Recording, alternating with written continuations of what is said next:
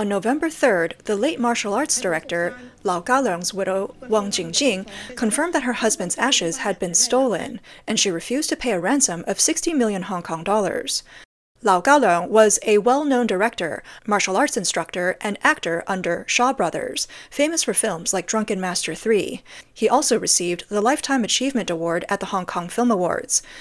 His father, Lau Cham, was a grad student of the Chinese martial arts master Wang Feihong. Weng Jingjing is a Hong Kong writer known for her books on bizarre cases. She wears many hats. She's a film star, a lawyer, and an expert on unusual cases. In 2015, while fundraising for the Dinghui Temple, she exposed scandals like nuns marrying monks and fought against powerful figures, working pro bono to seek justice for donors. She's considered a modern-day female hero. Weng Jingjing was born in Vietnam in 1964. Her grandfather was a wealthy businessman in the area. At 16, she starred in the film Cheers alongside Leslie Cheung and Danny Chan, becoming a rising star. In 1984, at the age of 20, she decided to leave the film industry and marry the martial arts star Lau Kar-leung. Lau was 29 years older than her. He had passed away in 2013 after battling lymphoma. The couple had 2 daughters together. On November 3rd, Weng Jingjing spoke on a YouTube program, revealing that in late August, she received a call from the staff at Bo Fu Shan Cemetery, saying that her husband's ashes had possibly been stolen, and asking for her permission to allow the police to investigate. She was shocked at the time. She said, "My first reaction was to think, this must be a scam. Who would steal ashes? There are no valuable items buried with Master Lau's ashes. How could anyone steal his ashes?" After police verified the situation, they confirmed that Lau's ashes had indeed been stolen. The only items left in the niche were a red and yellow cloth and a memorial booklet about his life. In the video, she showed photos of the ashes after the theft. She also mentioned that the thieves had sent her a photo of the stolen urn, demanding a ransom of 60 million Hong Kong dollars, but the police intercepted the message. Weng stressed that she would not pay the ransom, believing that doing so would be a compromise and would encourage bad behavior. "The police asked me if I would pay the ransom. I told them, no, why should I give in to these criminals?" She admitted that both she and her daughters are deeply saddened by the incident, but they will face it with strength. As for whether they can recover her husband's ashes, she has little hope. In the video, Weng also revealed that in addition to her husband, several other celebrities' ashes had also been stolen from Bao Fu Shan. Some of the victims' families received ransom demands of several million Hong Kong dollars. Since the case is still under investigation, she did not disclose the names of the specific victims. Weng Jingjing expressed her outrage over the tomb robbery, addressing the thieves directly. "It's absolutely outrageous. How can you openly talk about digging up Lau's grave every day? You must be trying to notify me, but I already know about it. And don't you mess with Leslie Cheung." It's known that Bao Fu Shan is the resting place of many celebrities from Hong Kong's entertainment industry, including Leslie Cheung, Shen Dianxia, and Luo Wen. Weng Jingjing had worked with Leslie Cheung in the 1983 film The Return of the Condor Heroes, where she played the role of Xiaolongnu. As of November 5th, Hong Kong police have launched an investigation into the tomb robbery and arrested 1 person.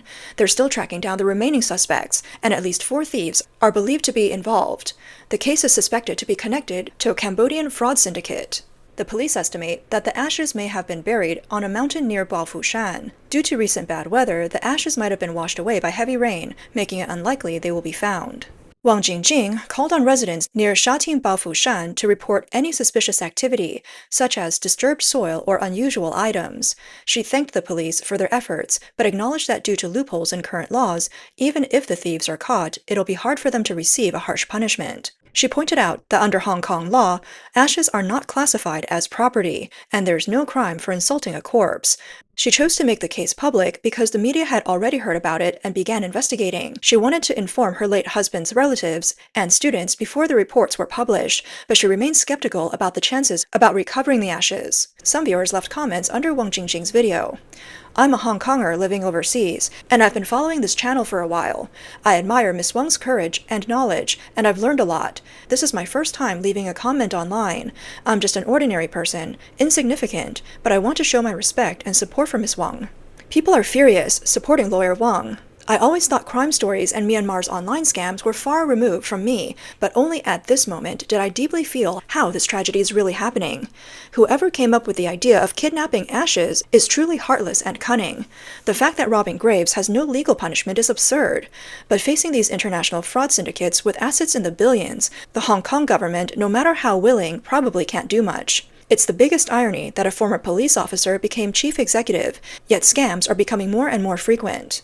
Weng Jingjing recently pointed out in a video that the thieves escaped through a cut iron wire near the ashes niche, and the nearby CCTV cameras had also been damaged. She believes the police must know the identity of the thieves, and the case is likely connected to a Cambodian fraud syndicate.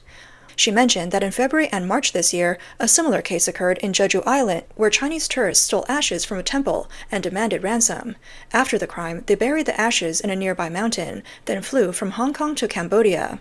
She suspects the same group of thieves came to Hong Kong and committed the same type of crime at Baofushan. In February, 2 Chinese nationals in South Korea's Jeju Island snuck onto an ancient temple at night, stealing 6 urns from the temple's ossuary. They hid the stolen urns in 2 locations on a mountain about 5 kilometers from the temple. Then they fled overseas. The next day, they sent a video of the stolen urns to the temple, demanding a ransom of $2 million for their return. According to the Jeju East Police Station, 2 Chinese nationals, both in their 40s, entered Jeju Island without a visa on February 18th. They repeatedly visited the target temple to scout out the area. On the night of February 24th, they went directly to the location where the urns were kept and stole 6 urns. After receiving the report, the police mobilized about 40 officers, and after 2 days of searching, found all the urns buried underground and returned them to the families of the deceased. The police are pursuing the 2 suspects on charges of special theft and obtaining human remains, and they have applied to Interpol for arrest warrants. A web search shows that theft of ashes has occurred in Western countries in the past, but without the element of ransom. In China, however, there were cases as early as 2015 of thieves stealing urns from cemeteries and demanding ransom from the families. In November 2015, Xinhua News Agency reported that a woman named Liu learned that her late husband's grave had been robbed and his ashes were missing. A phone number was hastily written on the gravestone, and the person who answered the phone told Liu that she would have to pay 20,000 yuan for the return of the ashes. The report also stated that Liu paid the ransom, but the tomb robbers later demanded more money. In Henan province, at least 1 other grave was reported to have been destroyed. Local staff described the raid as well organized and carried out by experienced individuals. The police suspect it may have been the work of a group that could be operating nationwide. In December 2015, Chinese media reported that on December 20th, a burial urn went missing from a martyrs' cemetery in Shuangluo City, Shanxi Province. Someone called the management office, claiming to have the urn, and demanded 20,000 yuan in ransom.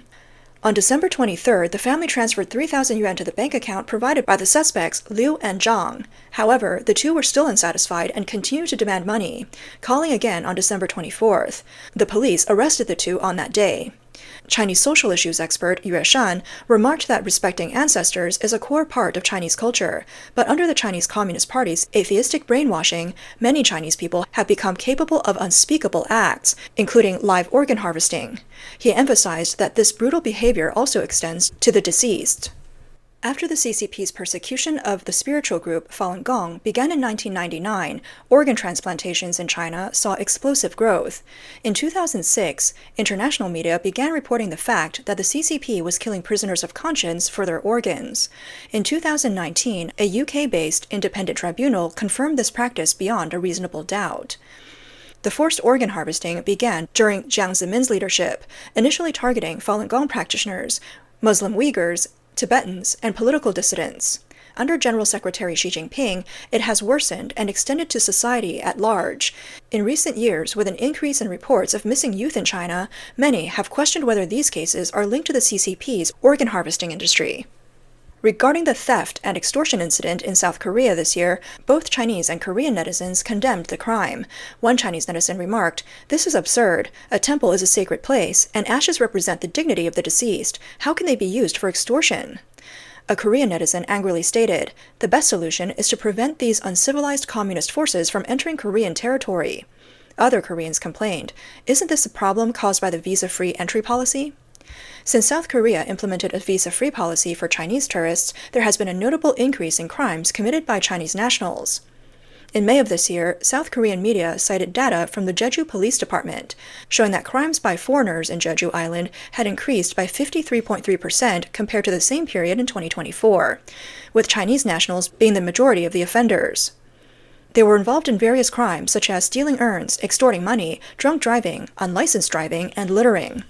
In Hong Kong, although official statistics do not show a significant increase in crime by mainland Chinese nationals, the implementation of the Hong Kong National Security Law in 2020 led to a large-scale emigration of Hong Kongers, while a large influx of mainlanders into Hong Kong has resulted in worsening public safety.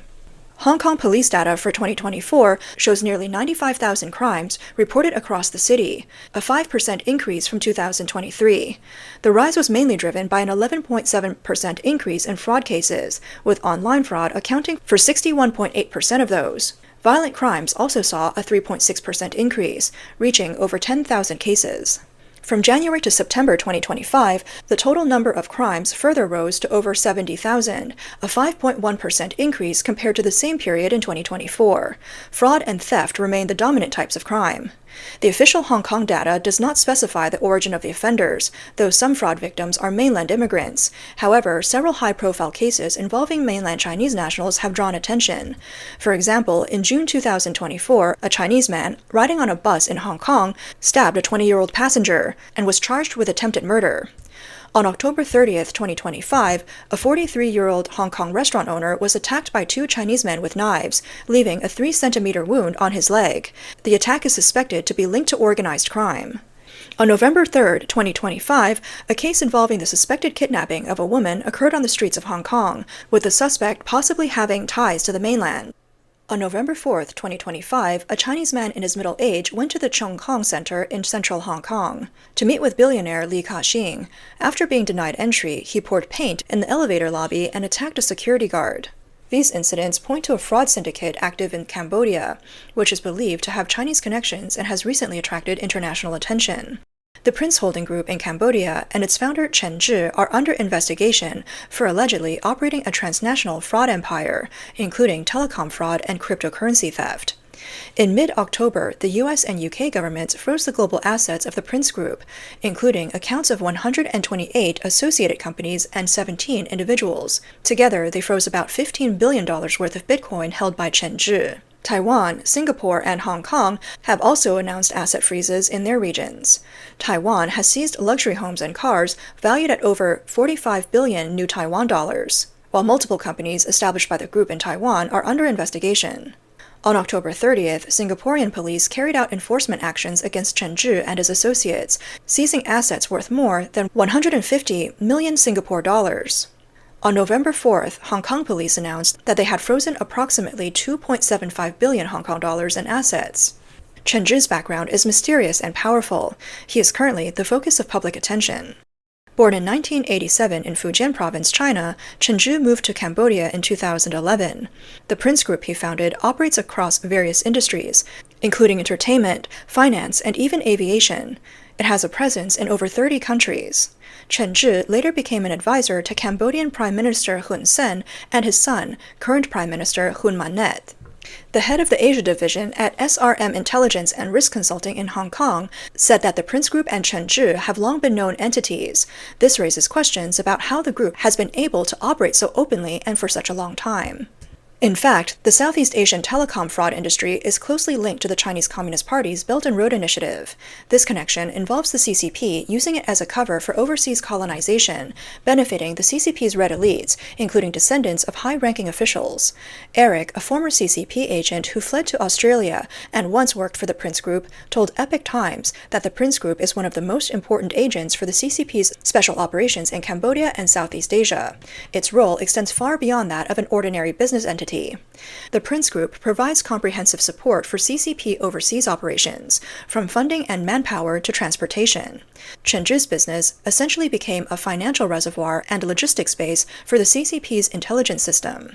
U.S. Department of Justice documents also reveal that Chen Zhi is protected by the CCP's Ministry of State Security, Ministry of Public Security, and the United Front Work Department.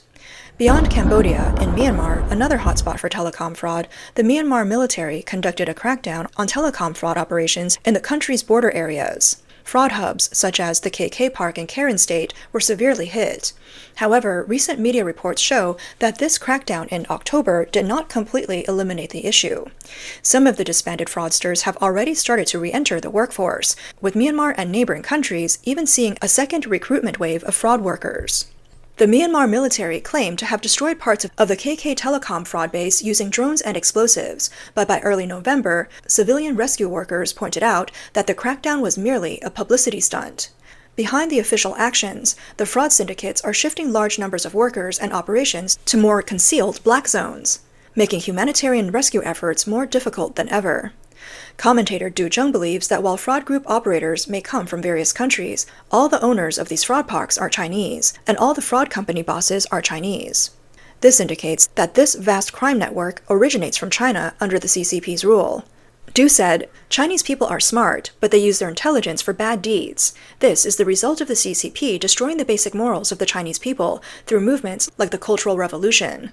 In the pursuit of money, they'll stop at nothing and don't believe in karma." He further argues that the CCP's Belt and Road Initiative is essentially exporting crime, and this is something the international community needs to seriously consider.